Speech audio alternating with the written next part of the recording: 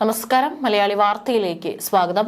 വീണ്ടും ഒരു രഹസ്യ ഓപ്പറേഷൻ നടത്തിയിരിക്കുകയാണ് ട്രംപ്. ഇത്തവണ തങ്ങളുടെ പൗരന്മാരായിട്ടുള്ള 25,000 ആളുകൾ ഒറ്റയടിക്ക് മരണപ്പെടുന്ന ഒരു സാഹചര്യത്തെയാണ് ട്രംപ് അതിസാഹസികമായി ഒഴിവാക്കിയിരിക്കുന്നത്. എന്തൊക്കെ പറഞ്ഞാലും തങ്ങളുടെ രാജ്യത്തേക്ക് അനധികൃതമായി കടന്നു കയറുന്ന ഒരാളെ പോലും വെറുതെ വിടില്ല എന്നത് ട്രംപ് താൻ അധികാരത്തിലേറിയ ശേഷം ആദ്യമെടുത്ത തീരുമാനമാണ്. അതിന് പിന്നാലെ കണ്ടത് പല രാജ്യങ്ങളിൽ നിന്ന്, ഇന്ത്യയിൽ നിന്ന് അടക്കം അവിടെ കുടിയേറി അനധികൃതമായി താമസിക്കുന്ന എല്ലാവരെയും സ്വന്തം രാജ്യത്തേക്ക് നാടുകടത്തുന്ന കാഴ്ചയായിരുന്നു. ഇപ്പോൾ ഒറ്റയടിക്ക് 25,000 അമേരിക്കക്കാരുടെ മരണത്തിന് ഇടയാക്കുമായിരുന്ന വൻ ദുരന്തം ട്രംപ് അവസാനിപ്പിച്ചിരിക്കുകയാണ്. അതിന്റെ വീഡിയോയും ട്രംപ് തന്നെയാണ് സോഷ്യൽ മീഡിയ പ്ലാറ്റ്ഫോമിൽ പങ്കുവച്ചിരിക്കുന്നത്. യുഎസിലേക്ക് ലഹരി മരുന്നുമായി എത്തിയ മുങ്ങിക്കപ്പലിനെ ആക്രമിച്ച് നശിപ്പിച്ചതായി പ്രസിഡന്റ് ഡൊണാൾഡ് ട്രംപ് പറയുന്നു.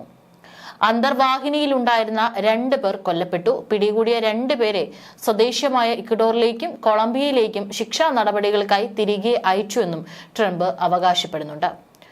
അന്തർവാഹിനി US തീരത്ത് അടുത്തിരുന്നെങ്കിൽ 25,000 അമേരിക്കക്കാർ മരിക്കുമായിരുന്നെന്നാണ് ട്രംപ് പറഞ്ഞിരിക്കുന്നത്. ലഹരി മരുന്ന് കടത്തുകാർക്കെതിരെ ശക്തമായ നടപടി സ്വീകരിക്കുമെന്നും അദ്ദേഹം വ്യക്തമാക്കിയിട്ടുണ്ട്. ഈ ലഹരി എല്ലാ രാജ്യത്തും അതൊരു ഭീഷണി തന്നെയാണ്. ഇപ്പോൾ നമ്മുടെ രാജ്യത്താണെങ്കിൽ കൂടി കേരളത്തിലൊക്കെ വരുന്ന വാർത്തകൾ നമ്മൾ കാണുന്നതാണ്. വളരെ ചെറിയ കുട്ടികൾ, സ്കൂൾ വിദ്യാർത്ഥികളെ കേന്ദ്രീകരിച്ചുകൊണ്ടും യുവതലമുറയെ കേന്ദ്രീകരിച്ചുകൊണ്ടും ഇത്തരത്തിലുള്ള ലഹരി ഉൽപാദനം അല്ലെങ്കിൽ ലഹരി ഉപയോഗിക്കുന്നവരുടെ എണ്ണം വളരെ കൂടുകയാണ്.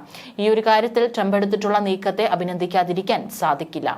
ഇപ്പോൾ അമേരിക്കയിലേക്ക് ഇത്തരത്തിൽ കടത്തിയിട്ടുണ്ടായിരുന്ന ലഹരി ഒരു അന്തർവാഹിനിയാണ് ബോംബിട്ട് തകർത്തിരിക്കുന്നത്.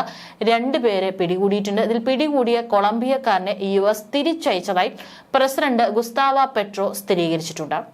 ഇയാൾക്കെതിരെ നിയമ നടപടികൾ സ്വീകരിക്കുമെന്നും അറിയിച്ചു. ലാറ്റിൻ അമേരിക്കൻ രാജ്യങ്ങളിൽ നിന്നുള്ള ലഹരി മരുന്ന് കടത്ത് തടയാൻ US ശക്തമായ നടപടികൾ സ്വീകരിച്ചു വരികയാണ്. സെപ്റ്റംബർ മുതൽ ലഹരി മരുന്ന് കടത്തിയ 6ഓളം സ്പീഡ് ബോട്ടുകൾ US സേന തകർത്തിട്ടുണ്ട്.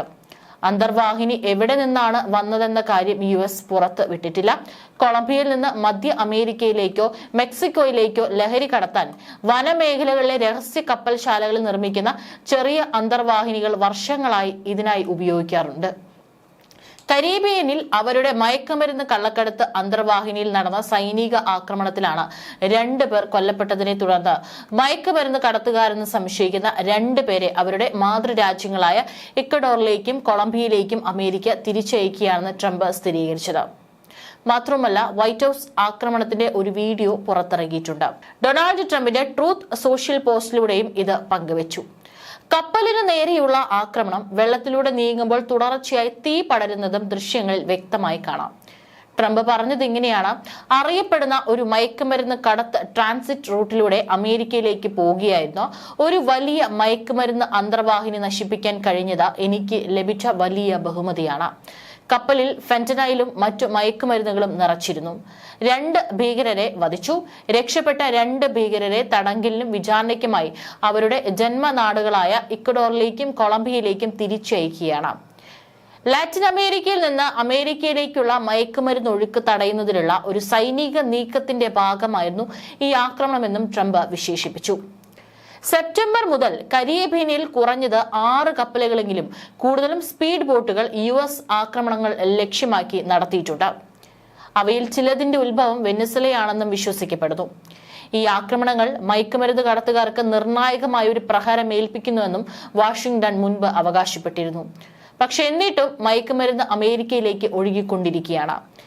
ഇതുവരെ കൊല്ലപ്പെട്ട 27 പേർ യഥാർത്ഥത്തിൽ കള്ളക്കടത്തുകാരായിരുന്നു എന്നതിന് തെളിവുകൾ നൽകിയിട്ടില്ല. സ്ഥിരീകരിച്ച മയക്കുമരുന്ന് കടത്തുകാരെ ലക്ഷ്യം വെച്ചുള്ളതാണെങ്കിൽ പോലും അത്തരം ആക്രമണത്തെ നിയമവിരുദ്ധമാണെന്നാണ് ചില വിദഗ്ധരും അവകാശ ഗ്രൂപ്പുകളും പറഞ്ഞിട്ടുള്ളത്. ഈ അന്തർവാഹിനി എവിടെ നിന്നാണ് പുറപ്പെട്ടതെന്ന് US വെളിപ്പെടുത്തിയിട്ടില്ല. ഈ രഹസ്യ കാടുകളിലെ കപ്പൽശാലകളിൽ നിർമ്മിച്ച സെമി സബ്മേഴ്സിബിൾ കപ്പലുകൾ തെക്കേ അമേരിക്കയിൽ നിന്ന്, പ്രധാനമായും കൊളംബോയിൽ നിന്ന് മധ്യ അമേരിക്കയിലേക്കോ മെക്സിക്കോയിലേക്കോ പലപ്പോഴും പസഫിക് സമുദ്രം വഴി കൊക്കൈൻ കൊണ്ടുപോകാൻ വളരെ കാലമായി ഉപയോഗിച്ചു വരുന്നു. അന്താരാഷ്ട്ര ജലാശയത്തിൽ നാവികസേനയുടെ ഒരു യുദ്ധക്കപ്പലിലാണ് ഇരുവരെയും തടവിലാക്കിയിരിക്കുന്നത്. മയക്കുമരുന്ന് കടത്തുകാരെ ലക്ഷ്യമിട്ടുള്ള US പ്രസിഡന്റ് ഡൊണാൾഡ് ട്രംപിന്റെ പ്രചാരണത്തിന്റെ ഭാഗമായി സൈന്യം തടവുകാരെ പിടികൂടുന്നതും ഇതാദ്യമായാണ്. മയക്കുമരുന്ന് കാർട്ടലുകൾക്കെതിരായ ഔപചാരിക സായുധ പോരാട്ടത്തിൽ സംശയിക്കപ്പെടുന്ന മയക്കുമരുന്ന് കടത്തുകാരെ നിയമവിരുദ്ധ പോരാളികളെന്നും ട്രംപ് ഭരണകൂടം മുദ്രകുത്തി. ഒരു യുദ്ധാവസ്ഥയ്ക്ക് അംഗീകാരം ഇതുവരെ അമേരിക്കൻ കോൺഗ്രസ് നൽകിയിട്ടില്ല. നിയമവിരുദ്ധ മയക്കുമരുന്ന് കടത്ത് സൈനിക നടപടിക്ക് കാരണമാണോ എന്ന് വിദഗ്ധരും ചോദ്യം ചെയ്യുന്നു. തടവുകാരെ ക്യൂബയിലെ ഗ്വാന്റാനാമോ ബേയിലേക്ക് അയച്ചാൽ അവരെ തടവിൽ വെക്കുന്നതിനുള്ള നിയമപരമായ അടിസ്ഥാനത്തെയും ചോദ്യം ചെയ്ത് അഭിഭാഷകർക്ക് ഹേബിയസ് കോർപ്പസ് ഹർജികൾ ഫയൽ ചെയ്യാം. അതിജീവിച്ച രണ്ടുപേരെയും സൈനിക കസ്റ്റഡിയിൽ സൂക്ഷിക്കണമെങ്കിലും അന്താരാഷ്ട്ര റെഡ് ക്രോസ് കമ്മിറ്റിക്ക് അവരെ കാണാൻ അനുമതിയും നൽകേണ്ടതുണ്ട്. ഗ്വാന്റാനാമോയിലെ സൈനിക കോടതികൾക്കും അൽ ഖ്വയ്ദയിലെയും അതിന്റെ അനുബന്ധ സംഘടനകളിലെയും അംഗങ്ങളെ മാത്രമേ വിചാരണ ചെയ്യാൻ കഴിയുള്ളൂ. മാത്രമല്ല, മയക്കുമരുന്ന് കാർട്ടൽ പ്രതികളെയല്ല, ഭരണകൂടത്തിൽ അതിജീവിച്ചവരെ പ്രോസിക്യൂഷനായി സിവിലിയൻ അധികാരികൾക്ക് കൈമാറാൻ കഴിയുമായിരുന്നു. എന്നിരുന്നാലും തെളിവുകൾ നശിപ്പിക്കപ്പെട്ടിരിക്കാം. ഇത് കോടതിയിൽ ഉപയോഗിക്കുന്നതും ബുദ്ധിമുട്ടാക്കി. ചോദ്യം ചെയ്യലിലൂടെ കുറ്റസമ്മതം നേടുന്നതും സഹായകരമാകും. പക്ഷേ അത് ഒരു അഭിഭാഷകന്റെ അവകാശം ഉൾപ്പെടെയുള്ള നിയമപരമായ പ്രശ്നങ്ങൾ ഉയർത്തും. സെപ്റ്റംബർ ആദ്യം മുതൽ വെനിസ്വേല സർക്കാരിന് മേൽ വർദ്ധിച്ചു വരുന്ന സമ്മർദ്ദത്തിനിടയിലും ട്രംപ് ഭരണകൂടം കരീബിയൻ പ്രദേശത്ത് മയക്കുമരുന്ന് കള്ളക്കടത്തുകാരെ ലക്ഷ്യമിട്ട് സൈനിക നടപടികൾ ശക്തമാക്കിയിട്ടുണ്ട്. വ്യാഴാഴ്ച നടന്ന സെമി സബ്മേഴ്സിബിളിനെതിരായ ആക്രമണം ഉൾപ്പെടെയുള്ള സമീപകാല ആക്രമണങ്ങൾ മേഖലയിലെ നിയമപാലകർക്കും സൈനിക നടപടികൾക്കുമിടയിലുള്ള അതിർവരമ്പ് മങ്ങിക്കുന്ന വളരെ വിവാദപരമായ ഒരു സമീപനത്തെ പ്രതിഫലിപ്പിക്കുന്നു. ഒക്ടോബർ 14 നടന്ന ഇത്തരത്തിലുള്ള 5ാമത്തെ ആക്രമണത്തിലും 6 പേരായിരുന്നു കൊല്ലപ്പെട്ടത്. ട്രംപ് ഭരണകൂടം മയക്കുമരുന്ന് ഭീകരതയ്ക്കെതിരായ യുദ്ധം എന്ന് വിശേഷിപ്പിച്ചതിനെതിരെ കഴിഞ്ഞ മാസം മുതൽ ഓപ്പറേഷൻ നടന്നു വരികയാണ്. ചില സന്ദർഭങ്ങളിൽ US പ്രസിഡന്റ് തന്നെ തന്റെ ട്രൂത്ത് സോഷ്യൽ പ്ലാറ്റ്ഫോമിൽ ആക്രമണങ്ങളുടെ വീഡിയോകളും പോസ്റ്റ് ചെയ്യുകയും ബോട്ടുകളിൽ മയക്കുമരുന്ന് ഉണ്ടായിരുന്നതായി ആരോപിക്കുകയും ചെയ്തിട്ടുണ്ട്. ഈ പ്രവർത്തനങ്ങൾ ചില നിയമവിദഗ്ധരിലും ഡെമോക്രാറ്റിക് നിയമനിർമ്മാതാക്കളിലും ആശങ്ക ഉയർത്തിയിട്ടുണ്ട്. ഇവ യുദ്ധ നിയമങ്ങൾ പാലിക്കുന്നുണ്ടോ എന്ന് അവർ ചോദ്യം ചെയ്യുന്നു. മയക്കുമരുന്ന് കാർട്ടലുകളുമായുള്ള അന്താരാഷ്ട്രീയമല്ലാത്ത സായുധ പോരാട്ടം എന്ന് വിശേഷിപ്പിച്ചുകൊണ്ട് ഭരണകൂടം ഇതിനെ പ്രതിരോധിച്ചു. ഈ പ്രവർത്തനങ്ങളുടെ മുഖ്യ ശ്രദ്ധ വെനസ്വേലയിലായിരുന്നു. മുമ്പ് നടന്ന 5 ആക്രമണങ്ങളിൽ 4 ദക്ഷിണ അമേരിക്കൻ രാജ്യത്ത് നിന്ന് പുറപ്പെട്ട കപ്പലുകളെ ലക്ഷ്യമിട്ടായിരുന്നു. ലക്ഷ്യമിട്ട ഒരേയൊരു വെനസ്വേലൻ ബോട്ട് കൊളംബിയയിൽ നിന്നുള്ളതായിരുന്നു. ഒരു ഭരണകൂട ഉദ്യോഗസ്ഥൻ ഇതിനെ മനഃപൂർവ്വമായ നടപടി എന്ന് വിശേഷിപ്പിച്ചു.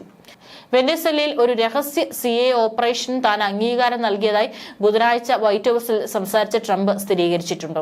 അതിനിടയിലാണ് ഇത്തരത്തിലുള്ള ഒരു നീക്കം. ഏതായാലും ഏത് രാജ്യത്തിന്റെ കപ്പലാണെങ്കിലും അല്ലെങ്കിൽ അന്തർവാഹിനികളാണെങ്കിലും തങ്ങളുടെ രാജ്യത്തേക്ക് ഇത്തരത്തിൽ നിയമവിരുദ്ധമായി കടന്നു കയറുകയോ അല്ലെങ്കിൽ മയക്കുമരുന്ന് എത്തിക്കുകയോ ചെയ്തു കഴിഞ്ഞാൽ അവരുടെ എല്ലാം തന്നെ സ്ഥിതി ഇത് തന്നെയായിരിക്കുമെന്ന് കൂടിയാണ് ട്രംപ് ഭരണകൂടം പറഞ്ഞു വെക്കുന്നത്.